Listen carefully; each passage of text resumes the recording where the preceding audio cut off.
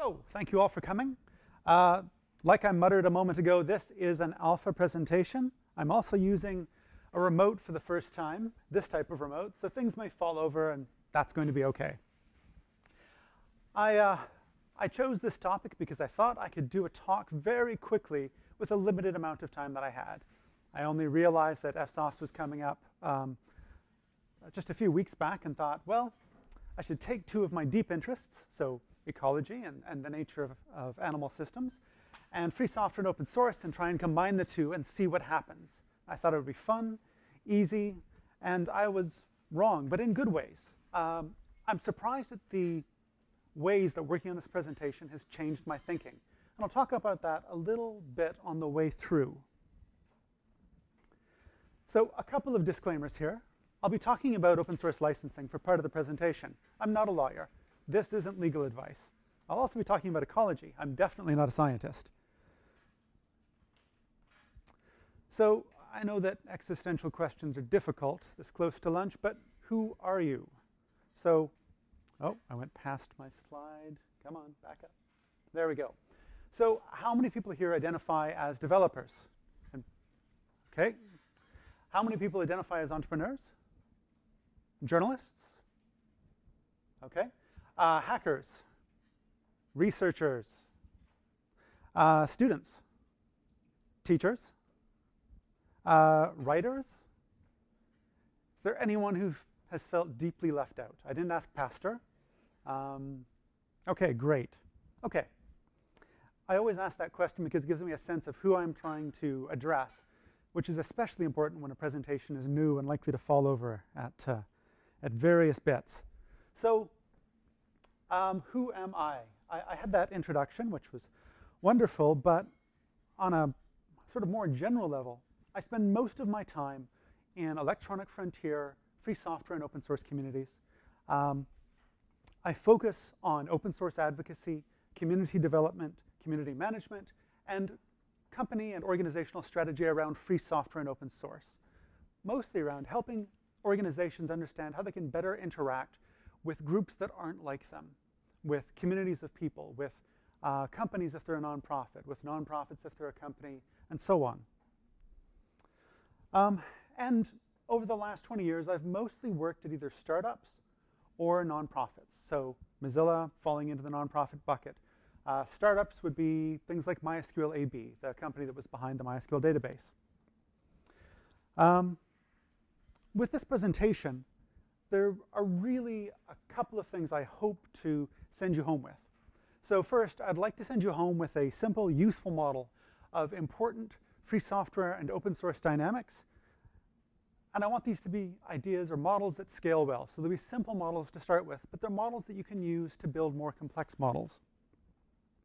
I also hope to stimulate lateral thinking. I know that any number of people in this room work in perhaps similar spaces.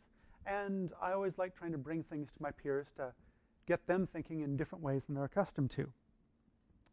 So what is ecology? Ecology is the study of the relationships between organisms and between organisms and their environment. And it is a massive, massive field because it deals with such a deeply complex topic. So why do I think that ecology would be a good model for thinking about free software and open source?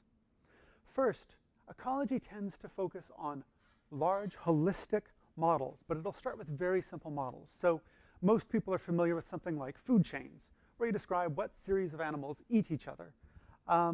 But there are also much, much more complex models. Models for entire ecosystems that discuss everything from what the effect of rainfall is and the effect of wind, to how animals change their environment. It's good at dealing with complexity. It's also very much focused on observation and testing.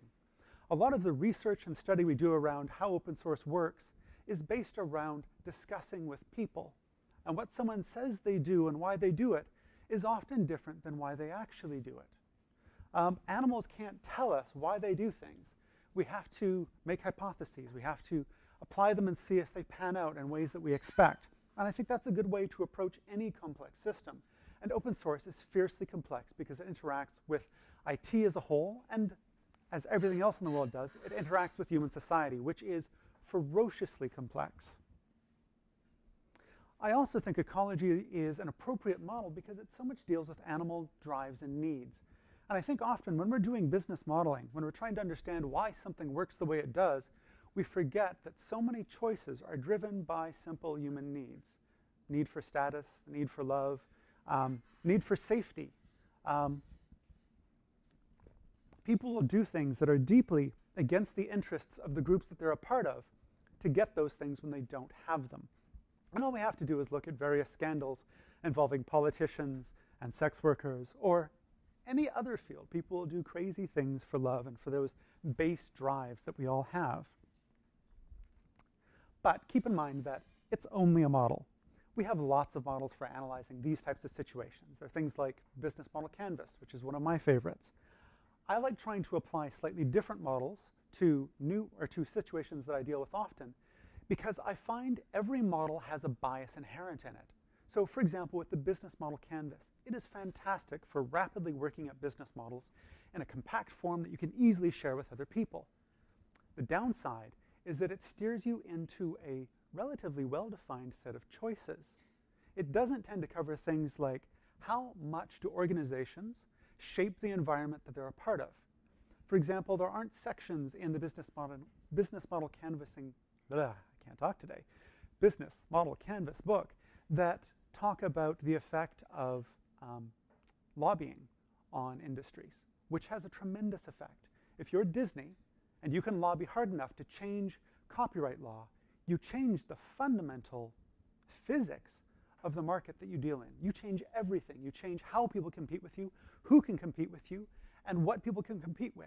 With Disney as an example, they were able to pull Pinocchio, the story of Pinocchio, from the public domain at the time that they made it in the 1940s. It was written by an author in I think the 1890s, if I recall correctly. Their work of Pinocchio would have long gone into the public domain if copyright laws had stayed the same. Instead, they lobbied hard to force it so that copyright law is extended so that Pinocchio, that work that they borrowed, their interpretation of it is not in the public domain. That has billions of dollars of effect, and it affects many, many industries at the same time. The other thing that is interesting about models is when you try to think about something in different ways, you get different views on the system. So in this case, as I tried to sit down and make a simple food chain for free software and open source, I first started with trying to use models of predator and prey. So krill is eaten by salmon, which are eaten by bears. Companies, even individual developers, map really poorly to individual predator and prey species. That's because one of the natures of human society is that any one of us is likely to be a part of one or more different social structures. So someone may be a member of a church, a member of a political party. They have their job, they have their hobbies, they may work as part of an open source project. They may have a group of friends that they do whatever with.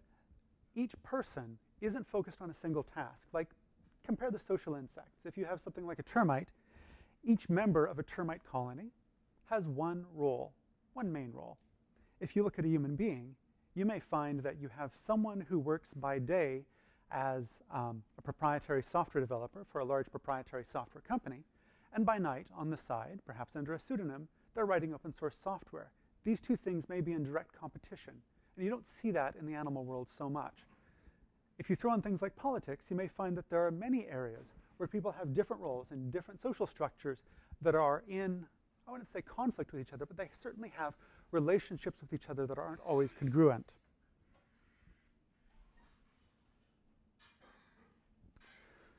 So, with trying to model a floss ecosystem, let's look at that simple example I talked about of a food chain. So, I think we encountered this, most of us would have encountered this in school, especially if you are from the West Coast. So, salmon, they are born, they leave the river they were born in after they grow up a bit. They go out into the ocean, they eat a lot of krill. So many krill that that's why they turn orange. They return to their streams when they're adults, and bears eat them. Seems simple, but the actual story is much more amazing and complex. So Of course, most of us know that salmon die after they spawn. So what's the purpose of that? And what's the purpose of having the evolutionary adaptation to make the switch from being spending your juvenile existence in fresh water, going to salt water, and then returning? This requires heavy adaptations. You need to be able to deal with different osmotic pressures. Most fish, if they switch from salt water to fresh, they either drown or they become poisoned by salt. So salmon have made this expensive adaptation. They have this odd adaptation of making a very long journey, going into a different environment, spawning and dying. And along the way, they're exposed to predators. They have their young be raised in a different environment. It's an odd choice, but if you look at it from the view of ecology, it's an amazing choice. Let's start with the, I'll keep this compact. Let's say I'll try to keep this to 5 minutes. So the salmon are mature. They begin their journey from the ocean where they've been fattening up in preparation for mating and spawning and dying. They head back towards the rivers in which they were born. Sorry, one moment.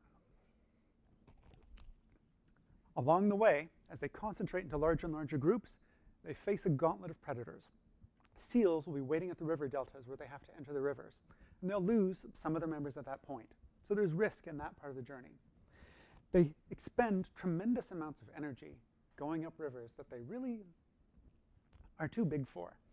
You can see here, this is near the end of their spawning run, and there's barely enough water to cover these large adult salmon.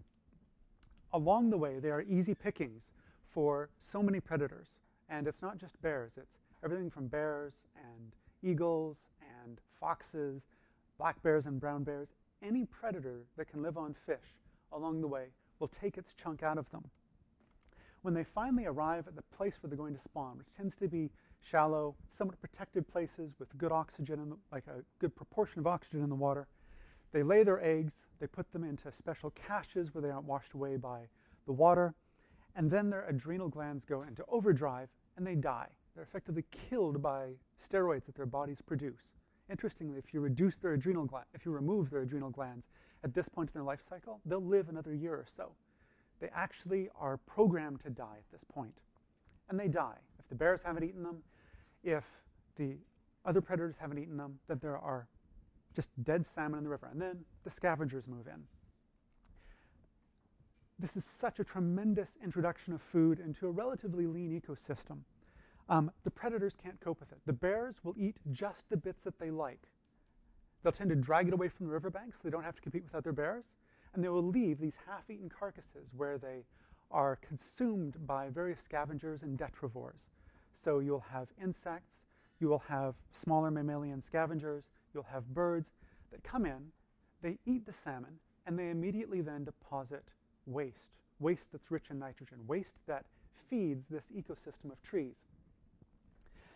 As the insects that came in to do primary processing of the salmon carcasses hatch, because they'll be maggots or something along those lines to begin with, they create this tremendous boon of insects that migrating birds will actually detour their migration path to reach because it's an important source of energy.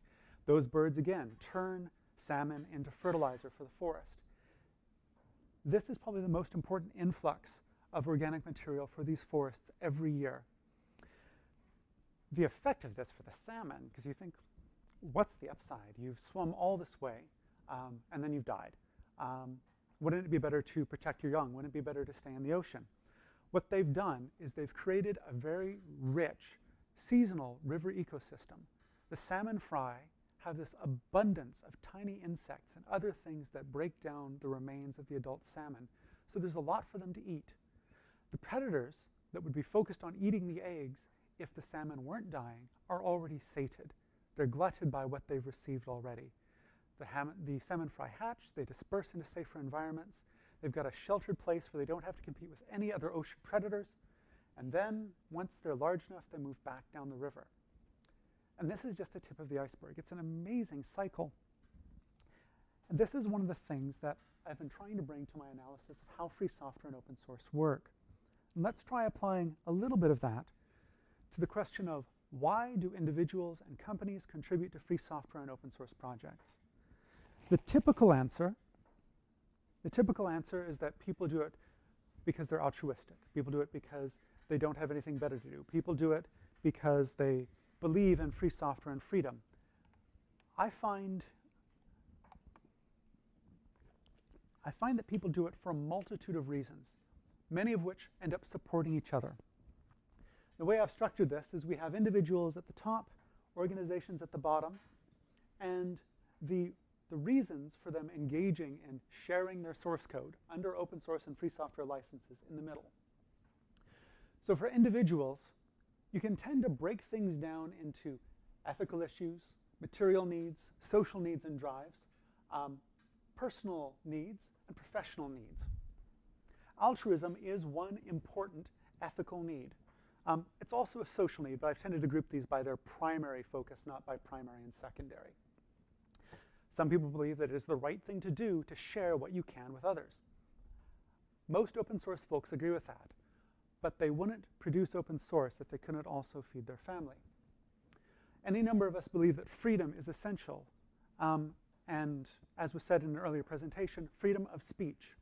If we look at the society that we're in now, more and more things are automated.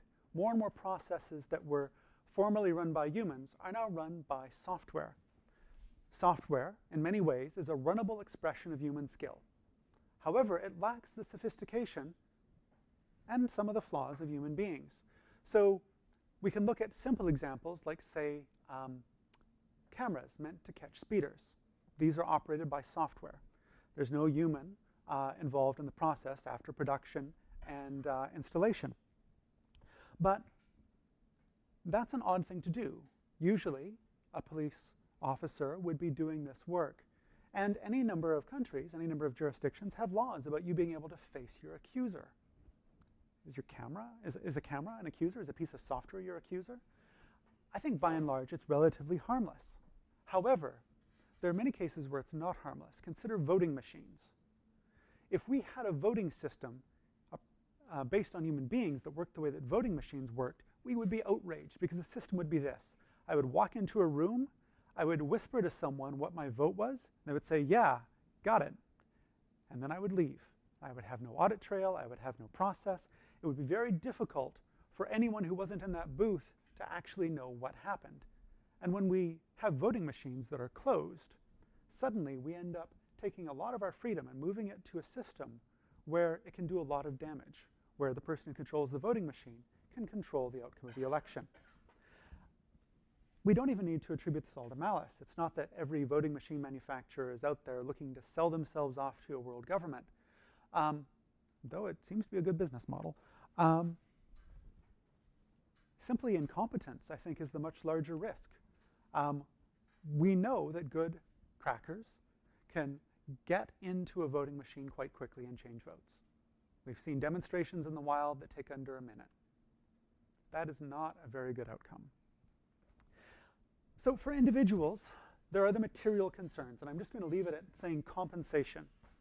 We all need to eat. And some people will endure a lot of financial deprivation for promoting free software and open source. But even Richard Stallman has to eat. Even if he has slept in the Free Software Foundation offices at time under a desk, he still has to have compensation. I've done work for companies where I have certainly traded compensation for freedom, the freedom to work on free software and open source, but I still had to receive some benefit at the end of the day.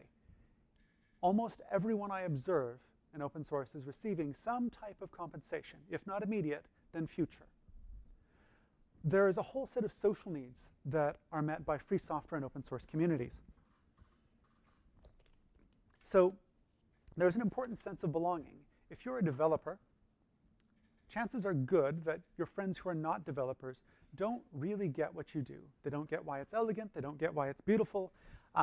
They ask you crazy questions like, I know that you work on this interesting database project. I'm having this trouble with Office. And that's a little frustrating. By participating in a community of your peers who can see your work, who can actually see what it is, you get a real sense of meaning from that. And some of that's belonging and having other programmers say, hey, I respect the work you're doing. Some of it's in having other programmers say to you, hey, I appreciate the support that you gave me. I needed that help. There also comes a sense of duty with that. Once someone has participated in an open source community, even if they're just consuming software, and that was how I started. I downloaded one of the early versions of PHP, and I got free support and free software and free documentation. I did that for about a year, and then I felt really bad. And it's not that anyone said anything to me. It's not that someone wrote and said, hey, we gave you that demo, why don't you buy a copy? It was just that I had gotten so much for free that I wanted to give something back. It was also a behavior that I saw modeled on the lists. I saw people giving each other social praise for being good humans, for helping others who needed help. So I felt a duty to contribute. And I didn't realize at the time that it was one of the smartest things I could do for my career. Esteem. If you're working in an open source project and your code is, say you work for Mozilla and you code on Firefox, you are writing software that a quarter of the wired world uses. The feeling that some people get from this is quite amazing. You know that what you're doing is important to people, that it's helping increase the amount of freedom in the world. You're probably getting compensated well for it. Mozilla is a good organization to work with. And even more importantly, you're not invisible. In every open source project, not everyone, in most open source projects, there are open mailing lists, open lists of credits. People can see what you do. And so it's not just that you're toiling away in the belly of Oracle producing software that many people may use, but that no one will ever know about. No, it's out there. It's visible. When I worked for the Mozilla Foundation, I wasn't a coder, but the amount of random positive social support I would get from strangers was shocking. I would wear my Firefox t-shirt around. I was going through the border when flying some years ago, and one of the guards turned when the other guards weren't looking and was like, yeah! And I was too shocked to say anything. I smiled and then walked on, and that wasn't an isolated experience. There's also the idea of reciprocity, of mammals have, it seems, a built-in instinct for fairness. We can take any social mammal and we can try experiments on them. We can give one mammal a gift that's better than another mammal, and the other mammal will get pissed. And I think that works in both ways. If you think, I'm not actually reciprocating the way I should, people tend to feel something. And that ties in with duty. So with personal needs, these are things that aren't really social. They don't fit anywhere else. They're just about the things you do for yourself. Often developers get a deep sense of enjoyment about working on code where they have a lot of control. And there's also meaning. If you think about the effect that your software has on the world, if you work on, say, GPG, and you help ensure that activists around the world have free, secure software that is of exceptionally high quality, that will protect them from their own corrupt governments, you may feel that your life has a lot of meaning. And it's funny, I actually choke up around this. There are some people doing amazing work around this. And for years, I hosted a Martis server. Martis is a project of Benetech. It is a web application that's highly secure that gathers information about genocide. It's meant to make it so you can have statistical models of genocide that can be validated for use in international court cases. You use it and you save lives. It's amazing. So finally, at the end, we have a professional. And this is probably the biggest category, and with good reason. Once I got involved with open source, I never really had to look for work. Work looked for me. And it depends on what you do. I work as a community manager and advocate and so on. I've got a relatively rare set of skills compared to the market. But even as a programmer, which is a much more common set of skills, by the way, I'm a bad programmer, which is why I don't really work as one. For a programmer, there are so many amazing benefits to free software and open source. First, you have a sense of autonomy that comes from working on software where no entity really controls the license beyond the initial choices that were made. And there are cases that are exceptions, but often, if you work for company X and you go to work for company Y and you invested years of your life in project Z and it's open source, chances are really good you can keep working on project Z when you switch companies. and chances are good you will do it at a better salary. And you'll even end up doing interesting things like the work that you do at one company benefits all of the other users. So it's interesting to see experts in a given technology move from company to company and it not totally kill the company who relied on their skills because they end up being able to get access to the updates. It's a lot of control for a developer. Professionally, you get collaboration. Some problems are really freaking hard, and you can't easily solve them on your own. Working as part of an open community lets you combine resources, and it lets you tackle problems that other entities may not easily be able to tackle. Take, for example, revision control systems. So for a long time, there was a limited set of them. When SVN came along, it sort of pulled the cork off of the bottle. Everyone realized that actually, no. Not everyone. I would say a certain set of skilled developers realized, hey, wait a minute. It's not that complicated. I can build my own revision control system. And by looking at what SVN had done, by looking at their lists, by looking at the design choices they had made, by looking at CVS, they have these open precedents. And you could take your unique set of skills and apply it to that particular software problem. Often, the collaboration is decentralized. It's not that you went to Carl or any of the other SVN folks and said, hey, I want to work on this new revision control system. Do you want to stop work on SVN for a couple of years so you can help me? No, it's simply the effect of releasing your code and the artifacts around it into the open. That means other people can take what you've done and in effect collaborate with you without having to consume your resources. I think I hit the control point sufficiently in talking about how code that's open is code that you keep as you move from place to place. You also do get a lot of control, come to think about it, when you are the person who writes the software that you rely on. With PHP, I found that once I started contributing to the core, I had a lot more control over how things ran. I could make the tool fit my needs better. And I had to do that in conjunction with many other users. But the amount of control was shockingly different when compared to a proprietary language, or even a language that was produced by a standards body that would not admit someone who dropped out of high school and cooking school. I simply didn't have the credentials. In the open source world, my work was really all the credentials that I needed. And that scaled very easily. I began by simply helping other people with their questions. And this was just looking at questions that people had asked on the mailing list, trying to find if someone else had answered that question already, and trying to make a slightly better answer. And from there I worked up. And as long as I did what I could, I found that the project gave me a tremendous amount of control relative to my skill set. It's not about what you absolutely bring. It's about following positive social norms. Not in all communities. Each community is somewhat different. But a lot of them, it works that way. You can't, for example, do that and jump onto the Linux kernel team. You have to work your way up first. But in a lot of projects, you can start with the skills you have now to build the skills you would like to have and get a tremendous amount of involvement for it. Feedback. Often when you write code, if you are part of an organization that is not code-centric, you are pitching your software into the void. There is no one to look at it to tell you, oh, I would have done this differently. There's no support.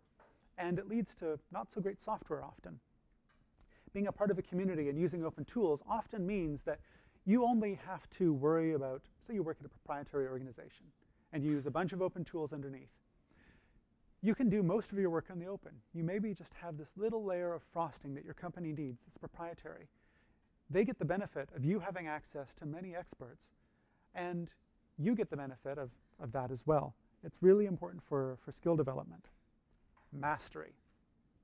Mastery is one of those key things for developer satisfaction, for human satisfaction. If you have autonomy of what you do and you have mastery of it, and you think it's meaningful, that's the golden triangle of being happy for many folks.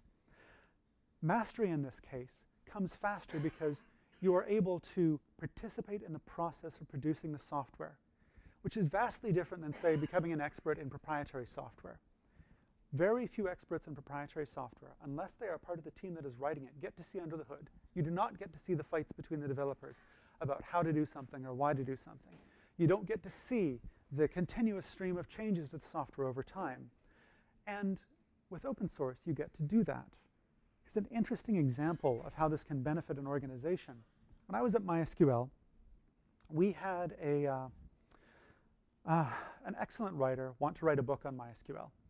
And he was a developer as well. He integrated himself into our development process. He studied the code. He followed the dev lists. He would report on average a bug or two a day. This is because he was going through with a fine-tooth comb and attempting to describe how a given piece of functionality should work. And each time he found an inconsistency, he reported it to the team. He was our major source of bugs, of well-formed, well-thought-out, sometimes patched bugs that we had for ages. And this was one individual. We couldn't have hired him. We did eventually, but initially we couldn't have hired him. But simply by giving him access to our resources, he provided us a tremendous service that we didn't have to pay for except in the time of our developers. And frankly, these are problems that we needed to solve anyway. The other two things are professionally, you get tremendous visibility and reputation from working on any prominent open source project. When I began contributing to PHP and got a listing in the credits, my experience of acquiring new clients vastly changed. And instead of being like, well, I know PHP and I've built these sites, it's I know PHP and I've built these sites, and here, I helped write this module and that module. I know the internals, I know how things work, I can get bugs fixed. Customers could see that I had something that most other developers didn't. And when someone was searching, they could simply do things like look at the list of credits and try to figure out who's near them and who they want to work with. It's a real asset. If the project is small and invisible, not so much. Then you end up relying more on things like having public records of how you interact with other human beings, having public records to show what your coding speed is like, and so on. Because I'm running a little short on time, I'm going to leave it as an exercise for the audience to think about how these work for organizations, but I think you can probably see the correlations quite quickly. And maybe I'll just hit a couple of brief things. Some organizations do care about ethics. Mozilla cares deeply about ethics, which is one reason why it chooses free software and open source licensing. They believe in freedom very much. Some organizations work with open source because of the compensation aspect. You can easily extend an open product. If you are working with a vendor, actually these points need to be hit, so I'll hit them quickly. If you're working with a proprietary vendor and you are a small independent software vendor, say that you work on a database system that's closed and the vendor decides to stop producing it, and they don't share the code with anyone, they don't sell it to anyone, they just stop. You may have spent years building skill in that space and you are hosed. If you work with an open vendor and they stop, you still have the code, you still have the community, you still have the resources you need to be effective. So you're not so owned by the vendor of the product. You get to support your team with needs that are hard to meet in smaller organizations and can sometimes be very hard to meet in larger organizations if the teams turn toxic. And finally, for a competitive advantage, you have all of these competitive advantages as if you were an individual software developer, but there's one more key one. And typically that is that if you move into an established market, you can usually base your work on existing free software resources and disrupt your competitors that way. And I think the best example I can think of right now is Apple. So Apple is noted for being a very proprietary organization. Their open source coup was that they used BSD as the core of their most recent operating system, of OS X. They did not have to reinvent the wheel. And in fact, they could get free access to the hordes of Unix and Linux developers who absolutely despise running Linux on a laptop. I have had too many years of just doing one little update before a presentation on my Linux laptop and having it fall over dead, and then scrambling to get to another system. I love Unixes on my servers. I don't love them on my laptops. So Apple got a huge boost. They don't have to maintain that part of the stack. They do have to integrate. They do have to work with other communities. They do have some forks going on, but it's still a tremendous financial asset for them. So I've got about 5 minutes of presenting left. I had hoped to hit a very simple overview of free software and open source licensing, because it's another key part of the ecology, and it's something that people don't understand. I'm going to see if I can do it. So generally, when people talk about free software and open source licensing, IP rights, copyright, patent, trademark, it quickly devolves into something that most folks cannot follow, unless they already know it. I hope to get around this time. So, what is licensing based on? Licensing is based on monopoly rights that are granted to us by social structures, generally states. Sometimes there are also de facto monopolies, but we're going to skip those for now. These rights are exclusive or limited. They're generally limited by jurisdiction, by the place that you are, and they're generally limited for time. So, for example, if you're dealing with a patent, it's restricted to a given jurisdiction, and it's a limited amount of time. If you're dealing with copyright, it tends to be global, more or less, at least where copyright treaties are in force, but it's limited in scope and limited, well, it used to be limited in time. Now it's basically not. There are, of course, the most important social structures of the legal systems that let us enforce these rights, at least on the face, but underneath, the social systems are much more, I think, important day to day. Most people don't follow licenses because they would be sued, because they don't tend to follow licenses. They follow licenses because it's the right thing to do, because there's risk, because they have an obligation to their employer, because they have an obligation to the community. It's often a social choice more than it is an actual legal choice. So what are these monopoly rights that I'm talking about?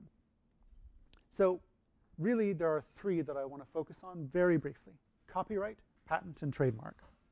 So copyright is the right to distribute copies of an expression of an idea. So it is not the right, for example, let's say that I write a book about a boy wizard who goes to a school and trains with other wizards, and there are various fights and so on. That is not copyrightable. That is an idea. However, the implementation of that idea is copyrightable. So the Harry Potter books are copyrightable. And there are also some other IP law that falls in there around character rights and so on. The other key thing is that copyright also gives the holder of the copyright, the creator of the work, the right to control who can distribute copies of a work that is based on their work. So if I write a piece of software, you add a small amount of extension to it, you don't have the right to distribute it. You could perhaps distribute your changes separately if they stand alone on their own, but as the copyright holder, as the author, I receive the right to control that. Copyright is assigned automatically in most of the world. That didn't used to be the case. I always want to tell fun stories about copyright, but I'm going to skip it this time. Trademark. Trademark, roughly put, is the right to use an identity. It interacts with software licenses because sometimes software licenses will restrict what trademarks you have access to. Patents. A patent is the terrifying right. It gives you the right to control who can implement an idea. So there are some things that aren't patentable. Depends very much on the jurisdiction. So in Europe, in theory, software is not patentable. In the US, it is. Patents are dangerous in that you don't have to actually implement the idea yourself. You simply have to have the idea, get a registered patent, and then you can stop people from distributing work based on your patent in the region where you have the patent, which is very, very dangerous, especially in an industry like software where things move so much more quickly than patents were ever designed for. With all of these things, there are some exceptions. These are called fair use or fair dealings, or just sometimes exceptions. They tend to be things like you can generally use a fragment of a copyrighted work in a review. You can generally, in Canada, use part of a copyrighted work for study and for discussion.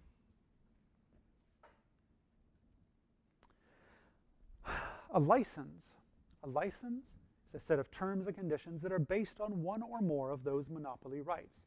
So if you wish to put a license on a piece of software, you should hold copyright on it. Otherwise, you cannot do so. One work, one copyrighted work, one patented work can have, or one patented idea can have many licenses. We're going to cover three types of licenses. There are proprietary licenses, which are very diverse. You also sometimes see them called EULAs, End User License Agreement. That's just a type of proprietary license. Almost all of them have the same basic terms. You cannot make copies of the work, nor can you modify it. You do have some fair use rights, but in general, the holders of the copyright involved in the proprietary license will do their damnedest to stop you from exercising them. Then you have your free software and open source licenses. And these fall into two buckets: permissive licenses and copyleft licenses. The permissive license says roughly this: do what you want without a warranty, as long as you keep all of the notices that I've put on the software. They're very, very, very permissive. The other type of license is called copyleft. It is just like permissive, but it has one very important difference. If you share the work with someone else, you must share it under the same license terms. If you make changes to that work and you share it with the copylefted work, it must also, your changes must also be under the same license. There's a big debate that's been going on for years about which is more free. Is it more free to ensure that everyone has the rights he received, or is it more free to ensure that everyone can do what they wish, even take away other people's freedom? It's a koan. There's no right answer. People often get confused about what happens when you combine these licenses. It's pretty simple. If you put two permissive licenses together, two works that have permissive licenses together, and you give them to someone else, the whole work is under a set of permissive licenses. If you take a permissive license and you put it in with a proprietary work, typically the whole work is proprietary. So you'll see Apple taking a permissively licensed operating system, bundling it with their operating system, and distributing it as a proprietary whole. They have notices about what they use, but they don't give you any extra rights. If you take anything and you add it to a bare copyrighted work, a work that has no license, the only rights you have really are your fair use rights. So typically you can run it. Typically you give that exact copy to someone else. But you can't do much else with it. Copyleft is where it starts to get really interesting. If you take copyleft and you add it to a permissive license, that whole must be copylefted as well. Someone can receive that copylefted work, take out the permissive bit, and use it on its own under the permissive license. But the whole has to be under the copyleft license, which means that a permissive license is fully compatible with what the copyleft license requires. If you take copyleft and you mix it with non-copyleft, unless that license somehow permits you to give the recipient all of the rights he received under the copyleft license, you can't distribute it. And this even applies to two different copyleft licenses. So if you have GPL version 2 without any extensions and GPL version 3, you try to mix them, it does not work. They are not compatible licenses. There's a clause typically included with GPL v2 that lets you optionally update to a later version of the license, but sometimes people remove this. So you have some great compatibility issues around the same license, two different versions, not being compatible. The last thing I want to hit in licensing is proprietary relicensing. This is how MySQL did it. This is how various other groups do it. The idea that you can take a piece of open source and you can sell a proprietary copy, and you can also give away a copylefted copy. They take one code base that they have all of the monopoly rights on, or that only includes permissive works along with their monopoly rights. So MySQL had a bunch of code that it held copyright on, and it had a bunch of permissively licensed code that it included with it. Because copyleft and permissive works, they could distribute one copy, they could distribute copylefted copies to people. And because they hold copyright on their own work, they can choose multiple licenses. So in that previous instance, they put it under copyleft and shared it that way. And the entire work then had to be copylefted. But they could also take the permissive works from other people, mix it with their copyrighted works, and distribute the whole under a proprietary license that forbid extension and redistribution and so on. They would do this so that they could give away the GPL licensed copy and build adoption, get patches, get bug fixes, and so on, while also being able to sell proprietary copies. Some companies take it further and they add extra features to their proprietary version that people tend to have to pay for. And this is typically called dual licensing, multi-licensing, or open core. Sometimes I find it's an ethically shoddy choice, other times not. It really depends on how much actual value the company offers and how much control they exert over their users. So, 5 minutes over. That still gives us about 5 minutes for questions. And I had backup slides in case I didn't go long enough. So, any questions?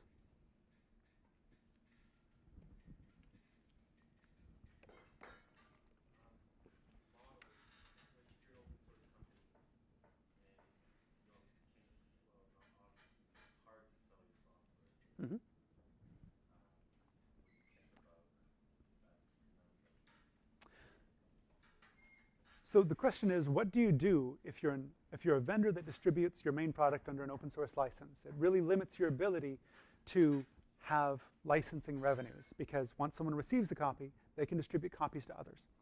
There are roughly 3 big cases for this. Sometimes you may produce a very customized version of your software for others that they could redistribute, but they won't. So there are some specialty Linux vendors that extend Linux for specific customers. They sell them the license, they sell them the work. Someone could redistribute it, but it's not in the recipient's interest. That's a rare case. Generally, what you see is a model based around support. You charge people for things that have actual value in copying, or at least in delivering. So you give them the operating system, and you charge them for support at a rate that's appropriate. With MySQL, they did both. They would sell proprietary licenses, but they'd give away almost exactly the same software, almost exactly.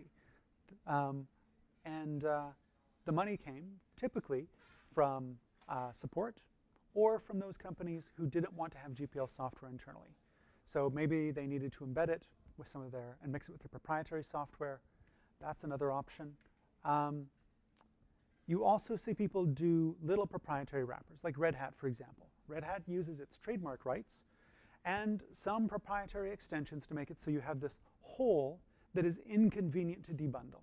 It's easy enough to do, which is why there are open versions of Red Hat nominally, but they bundle together the support, the management tools, their trademarks, the branding, everything to make it so you've got this bit that's difficult to take apart.